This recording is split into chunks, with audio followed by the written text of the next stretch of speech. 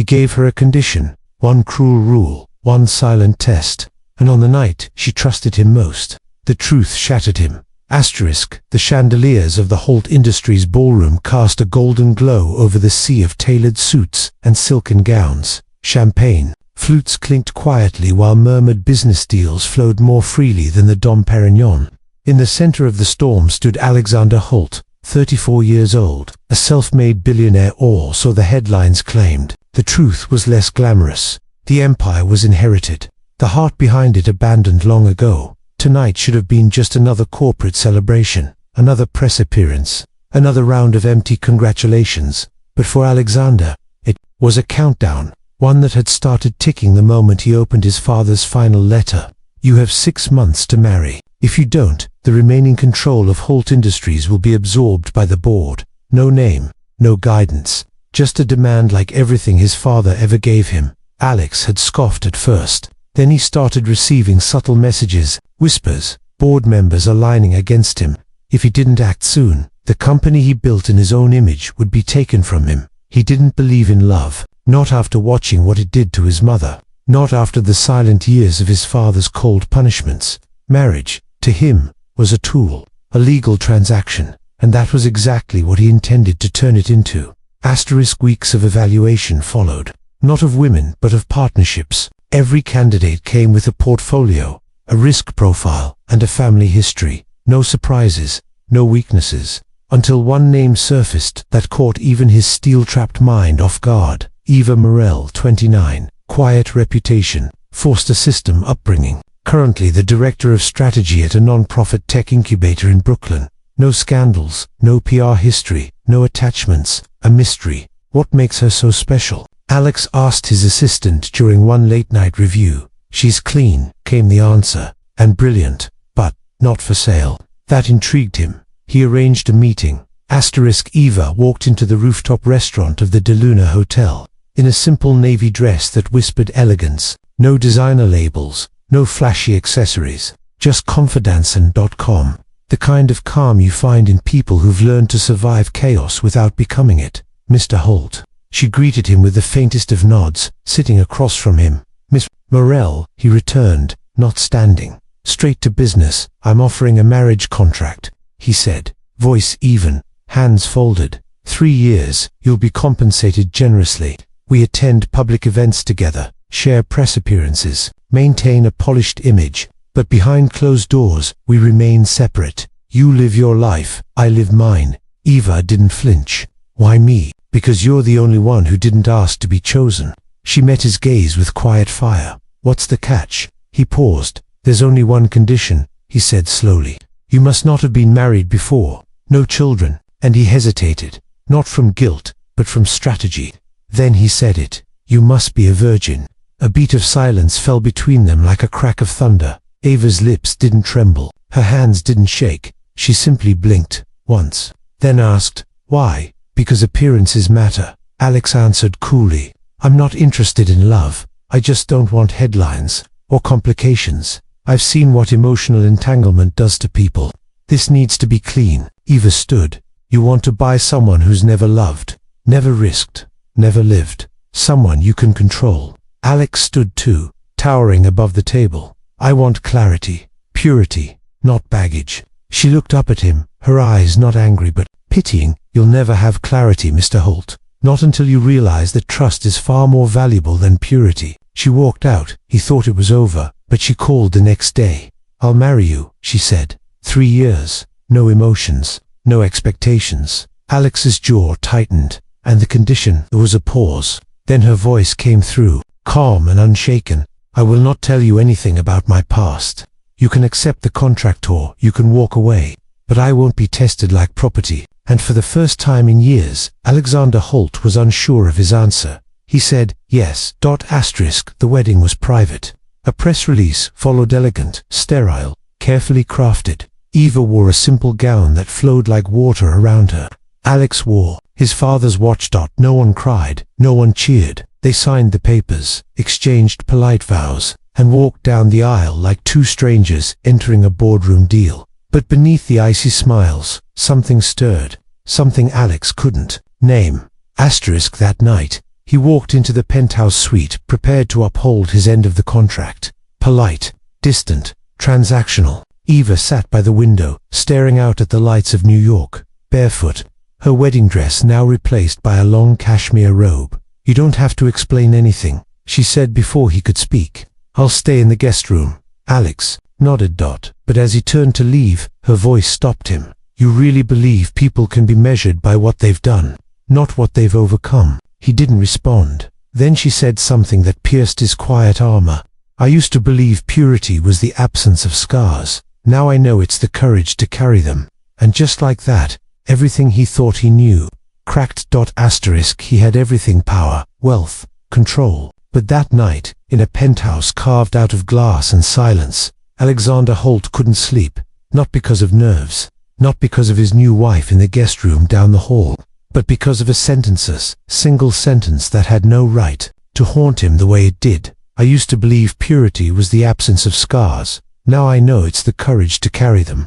Ava's words echoed like a truth he had never dared to hear, and yet they lingered, persistent and sharp, cutting deeper than he expected. He sat at the edge of his bed, fully clothed, tie loosened but not removed, staring at the untouched sheets. The city outside moved on flashing lights, honking horns, lives being lived. But inside, in that quiet penthouse, something had shifted, something he couldn't yet name. At 2:14 a.m., he got up, poured himself a glass of water, and walked down the hall. Her door was slightly ajar, a deliberate choice, not carelessness. He knocked softly. "Eva," he said, his voice low. A pause, then, "Come in." She was sitting cross-legged on the floor beside the window, a thin throw blanket wrapped around her shoulders.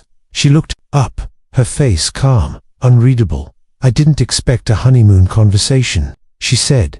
"I didn't come for that," he replied. "I couldn't sleep." She gestured to the window. "Most people can't when they're in denial." That struck him. "I'm not in denial." She looked at him, unblinking. "You made a rule based on fear, not logic. That kind of fear doesn't rest easily." He stayed silent. "Why did you accept the marriage?" he finally asked. Ava's gaze drifted to the skyline. "You offered clarity, terms, conditions, no messy emotions. It sounded safe. But you knew I had a condition, one that most people would have taken as an insult." "I didn't take it as an insult," she said softly. "I took it as a reflection of what you've been through." That caught him off guard. "You think you understand me?" "I understand broken things, Alex. I've lived among them. I've been them." The room was quiet again. He walked in slowly and sat on the opposite end of the long couch. Distance, respect, but also presence. "You keep everything locked away," she said. "Like you're afraid, if you let anything slip, the whole tower will crumble." He smiled faintly. "You talk like you've been studying me." "No," she said. "I've lived a life that taught me to see people when they don't want to be seen." He leaned back, arms stretched across the couch, staring at the ceiling. "My mother left when I was 8, he said quietly. "No note, no goodbye, just gone. And my father made sure I understood why. He said it was because I was too soft, too needy, that love was weakness. So I hardened myself. I succeeded. I built an empire, and I made sure no one ever got close enough to leave again." Eva didn't speak. She just listened. "I wasn't looking for a wife," he continued. "I was looking for a safeguard, something to keep everything from slipping through my fingers." "Then, you don't want a marriage," Eva said. "You want a vault." That landed. He looked at her. "And you? Why were you really willing to say yes to a man like me?" She hesitated. "Because no one's ever asked me to stay before," she whispered. That silenced him. "I don't mean romantically," she went on. "I mean in life. Foster homes, temporary families, one suitcase, always the guest, always ready to be replaced. You offered permanence, even if it was pretend." "You're not pretend," he said without thinking. She blinked. "That wasn't part of the contract, I know." They sat in silence again. The kind of silence that wasn't empty but full of things neither of them had the language for. "Not yet." After a long pause, she spoke again. "There's something you should understand, Alex, about purity, about expectations." He turned toward her, intrigued. "I don't owe anyone an explanation of my past," she said gently. "But I will tell you this, I've never let anyone own me.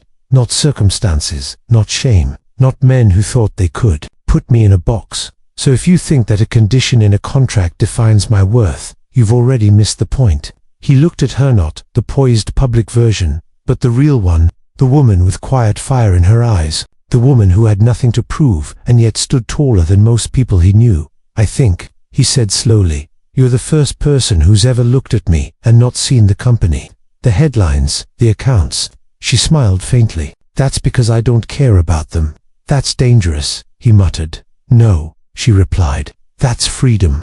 There it was, again, that subtle tilt in her voice that made him feel like he was the one on trial. That unnerving sense that she had seen the worst in the world and decided not to become it. She stood and walked toward the kitchen, pouring herself a cup of tea. Do you still want to ask me? She said without turning. Ask what? The question that's been burning in your mind since we signed that contract. He stared at her back. You already told me you won't answer. She turned, cup in hand, calm and fearless. But you still want to ask? He held her gaze. Are you? She tilted her head. Does it matter anymore? He opened his mouth, closed it, and then, unexpectedly, laughed. A short, dry laugh, more at himself than anything. I guess I don't know what matters anymore, he admitted. Good, she said. That means you're starting to see things differently.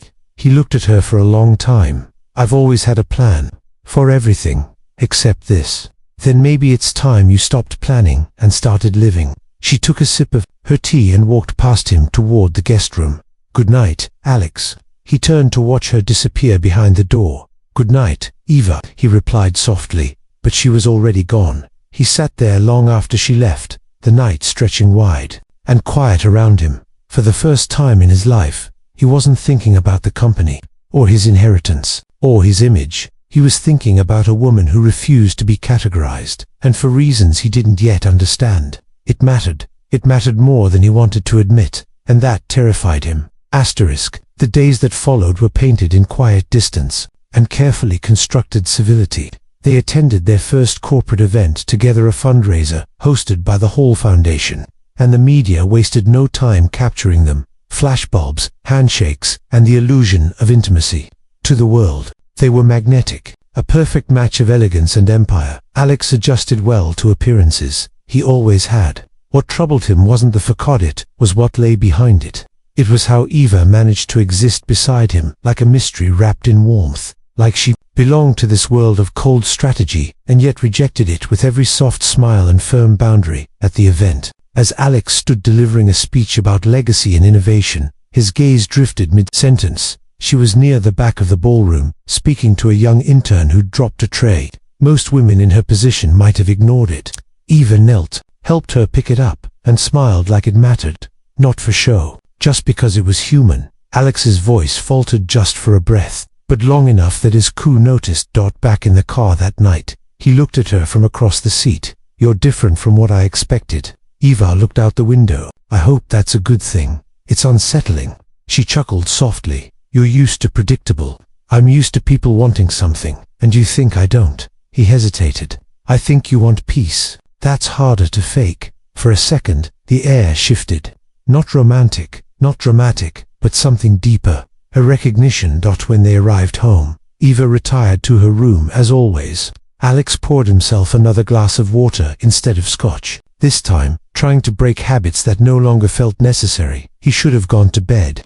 But instead, he walked to the hallway, where the faint light under Eva's door still glowed. He didn't knock this time, just waited. Minutes passed. Then, the door opened. She stood there in a simple robe, no makeup, her long hair pulled back loosely. This version of even filtered, real was somehow even more disarming. You're awake, she said simply. You always leave your light on. Sometimes, I don't like the dark. He nodded, understanding far more than he let on. Can I show you something? She asked, surprising him. He followed her without a word, not to the kitchen, not to the den, to the old piano tucked into the far corner of the sitting room, an antique that came with the property. He hadn't touched it once since moving in. Eva sat at the bench. I used to play, she said, when I was little. She touched the keys softly, testing their memory. I haven't done this in years. Then she began to play. It wasn't perfect, a few missed notes, but the sound, rich, honest,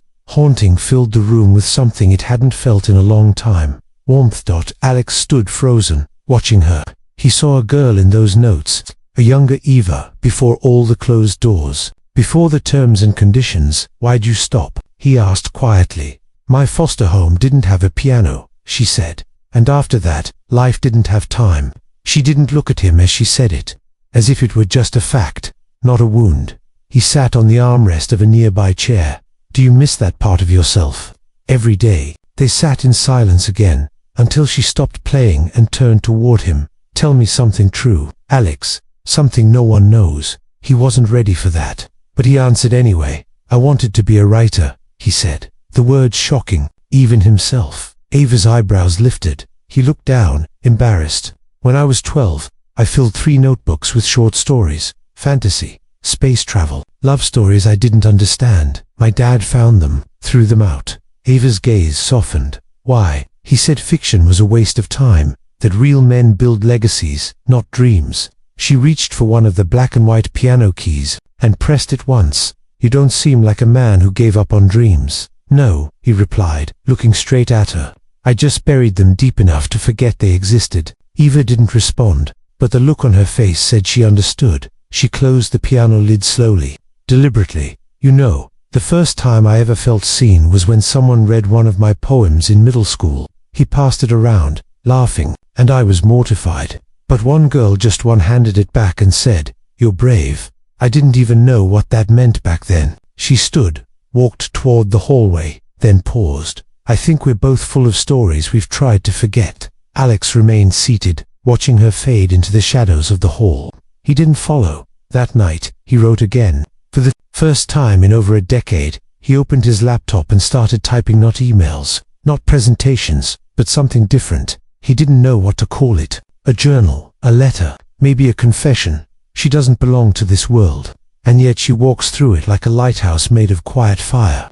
She unsettles me not because she's unpredictable, but because she refuses to let the world define her. I think I was always afraid of women like her, not because they're dangerous, but because they make you question everything you built to survive. He stared at the words, then closed the laptop. In the silence, something stirred. He didn't know what to call it yet, but it felt like the beginning of something he never planned for, and something she might not be ready for either.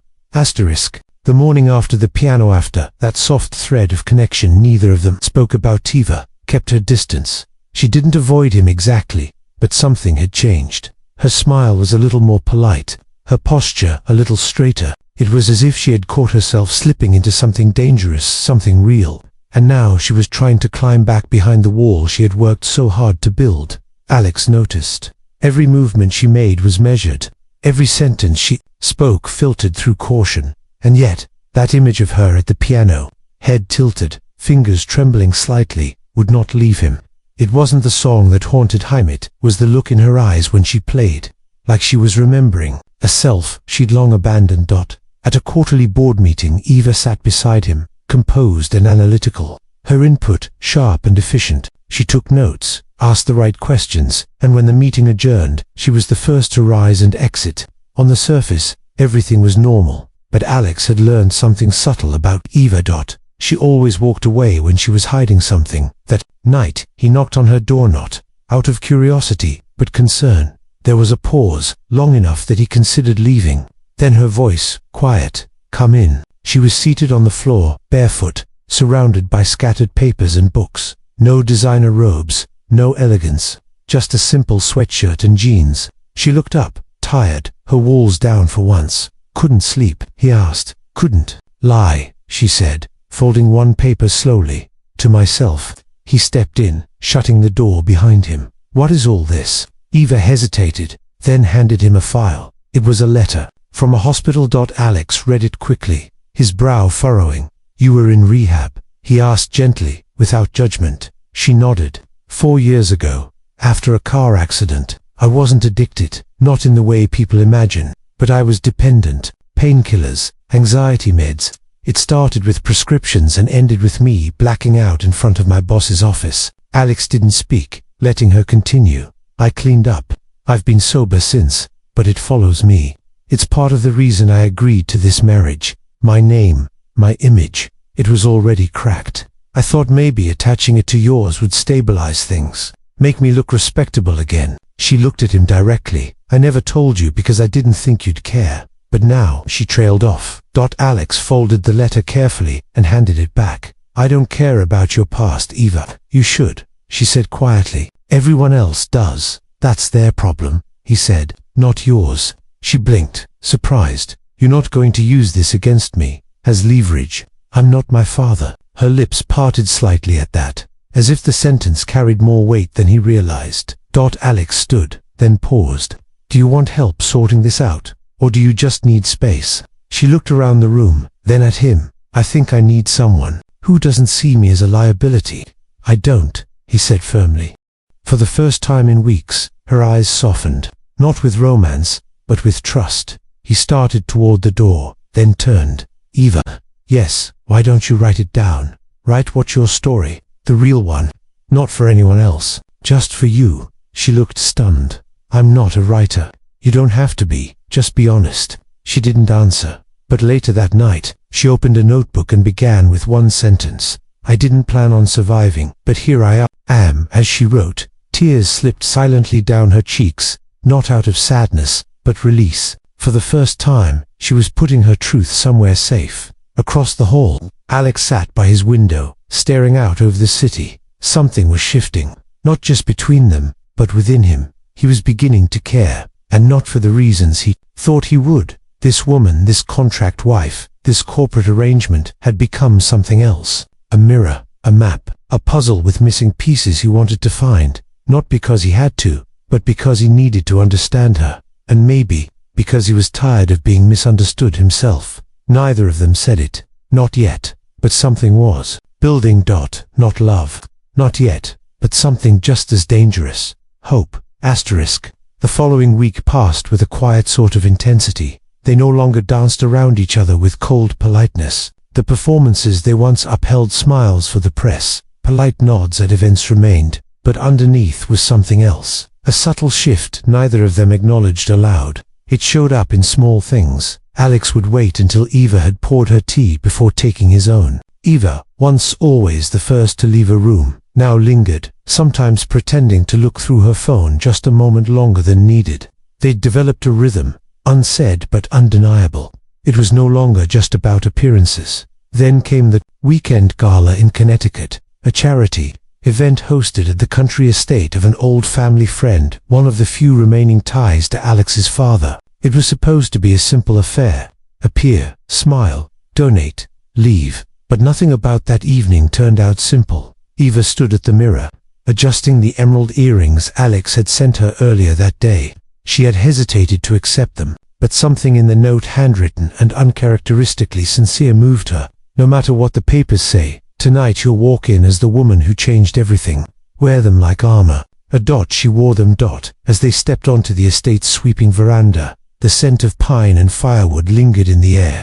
Everything was picture perfect, till Alex froze. Eva felt it before she saw it. His hand tensed slightly around hers. He stood straighter, but not with pride, with defense. Following his gaze, she saw a man across the lawn, silver-haired, polished, and clearly familiar. Their eyes locked for a beat, too long. Who is that? She asked under her breath. Alex didn't answer at first. That's Charles Alcott, he said finally. He was my father's closest friend, mentor, business partner, once. And, Alex exhaled. And the man who tried to take over Holt Industries the day my father's will was read. Eva felt the chill roll through him. Inside the ballroom, the evening unfolded smoothly. Champagne, music, practiced smiles. But Eva watched Alex closely. He was different, guarded, on edge. She caught Charles watching them too. And when Alex turned to speak with a group of donors, Charles approached her. You're the wife, he said. Not a question. A statement laced with something cold. Eva met his gaze without blinking. And you're the man my husband didn't want to see tonight? Charles chuckled softly. Sharp. I see why he chose you. Funny, she said, tilting her head. I wasn't under the impression I had been chosen at all. I thought this was arranged. His smile faltered. He didn't tell you, did he? Eva's heart ticked faster. Tell me what? Charles leaned in, voice low and deliberate. That this isn't his first marriage. Eva's expression didn't change, but she felt as if the floor had shifted beneath her. He continued. There was someone before you, not long ago. It ended quietly. Officially annulled, but unofficially, let's just say it didn't end well. Why are you telling me this? She asked, voice calm but clipped. Because you seem smart, and smart women don't tie themselves to men with unfinished stories. Before she could respond, Alex appeared beside her. His voice was clipped, cool. Charles, still playing chess with other people's lives, I see. I was just introducing myself to your wife, Charles replied smoothly. She's charming, but then again, you always did have good taste. Until the end, of course. With that, he left. Eva stared at Alex, her mind racing. He sighed, then said, let's talk. Outside, they stepped onto a quiet balcony overlooking the garden. The moon cast a pale light over the manicured hedges. The party noise muffled behind thick doors. Eva turned to him. Is it true? Yes, Alex said, without flinching. There was someone. Her name was Laura. It lasted 6 months. I don't talk about it, because it ended in a way that wasn't clean.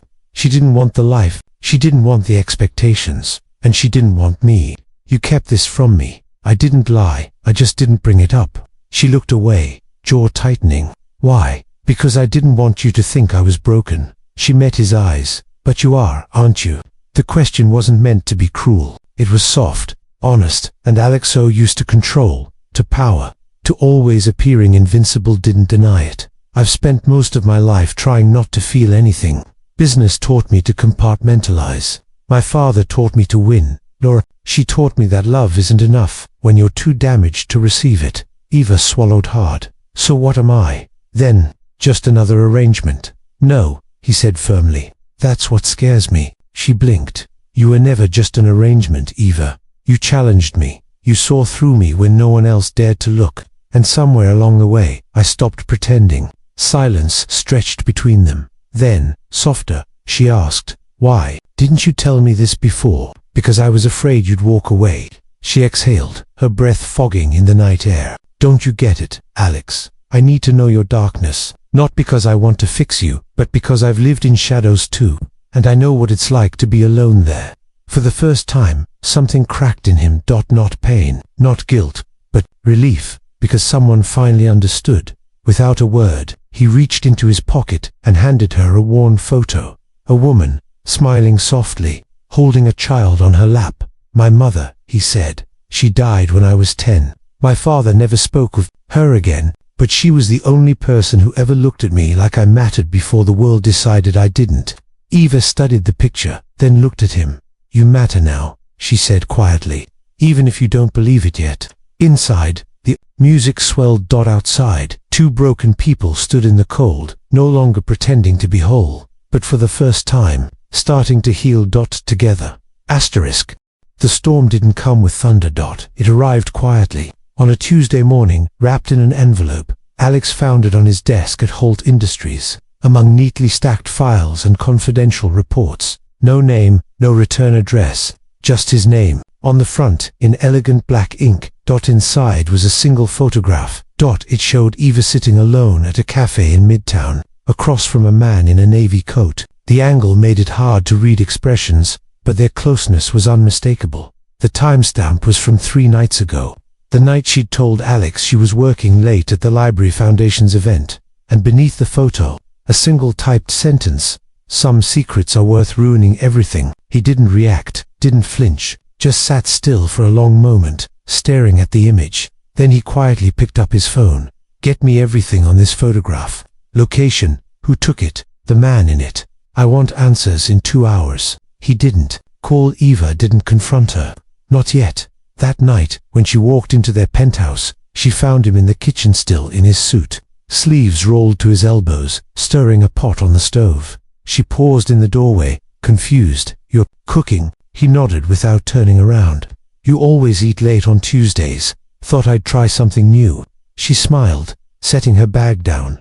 That's unexpected, but sweet. He handed her a bowl of pasta, and they ate together in a rare moment of calm. Small talk, laughter, and when she leaned into him afterward on the couch, resting her head on his shoulder, something about the silence between them felt deeper, charged. But Alex didn't say a word.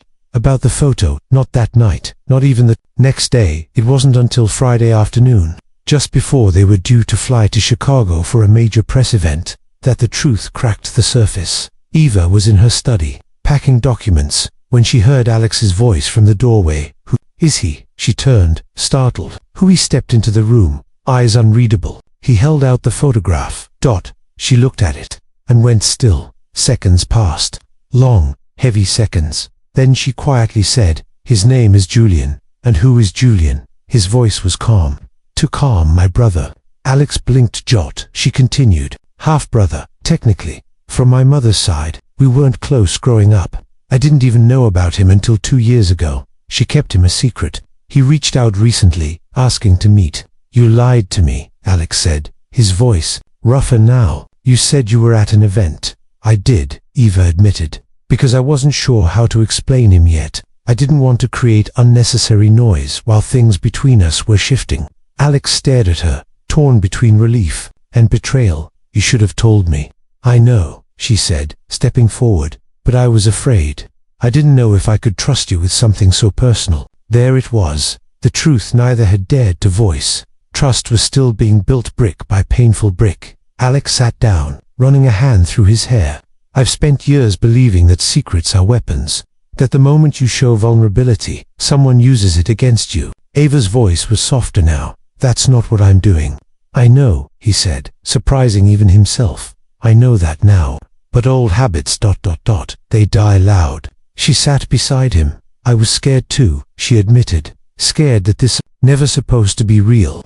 That if I opened the door to my life, you'd walk away the moment you saw it wasn't perfect." He looked at her, eyes darker than usual. "I've already seen the imperfect parts, Eva, and I'm still here."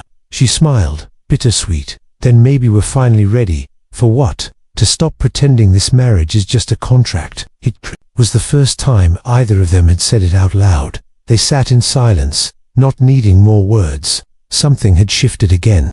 Not a crack this time, but a bridge. Over the next few weeks, that bridge grew stronger. Julian was formally introduced. Alex extended a quiet olive branch, even arranging a job interview for him with a Holt-backed startup. Eva opened up more about her past, the childhood spent in boarding schools, the complicated relationship with a mother who loved the worlds, the idea of her daughter more than the daughter herself. And Alex, slowly but surely, let down his own walls too. He showed her the hidden room in his penthouse, a studio filled with sketches and canvases he painted when no one was looking. He told her about the nights he used to sneak into the library as a boy, just to read fiction and imagine a life that felt like it belonged to someone else. It was in those moments, quiet, unguarded, that they stopped being two people trapped in a deal and became something else entirely. But life, as always, doesn't hand out happy endings without one final test. It came in the form of a boardroom ambush. Charles Alcott returned with papers, witnesses, and accusations, claiming Alex's marriage to Eva was fraudulent, that the will had been manipulated, that Eva was part of a ploy to gain control of Holt Industries. The allegations were brutal, the timing precise. And the media devoured it. Headlines exploded. Photos, timelines, anonymous sources. Eva was painted as a gold digger, a plant, a manipulator. Alex was portrayed as a puppet, a desperate heir-chasing legacy. In the middle of it all, their private pain became public spectacle. The board demanded a vote. If Alex couldn't prove the marriage was legitimate, just on paper but in essence, he would forfeit the shares, everything his father had built, everything he'd fought to keep. And so, standing before a panel of doubters, Alex made a choice that surprised everyone. He walked away. He handed over the shares, refused to fight dirty, refused to drag Eva through more pain. "I'd rather lose the company," he said, voice steady, "than lose her." Reporters gasped. Board members fumed. Charles smirked. But Eva cried for the first time, not out of defeat, but because she knew this was love, not fireworks, not vows, but sacrifice. Quiet, strong, real. And just when they thought it was over, the truth came from the most unexpected place. Julian. He came forward with evidence, emails, documents, recordings proving Charles had manipulated insiders to create false narratives. He leaked the truth to the press, to the board, to the world, and overnight, everything shifted. Alex was cleared. The shares returned. But more than that, their story changed. No longer a scandal. Now it was a legend of two people who were forced into something fecund, built, something real. Of a man who gave up power for love, and a woman who finally found someone who saw all of her and stayed. Their marriage wasn't perfect. It was better. It was true. And for the first time, the future didn't look like a deal or a contract. It looked like a life they would build together, brick by honest, painful, healing brick, together always.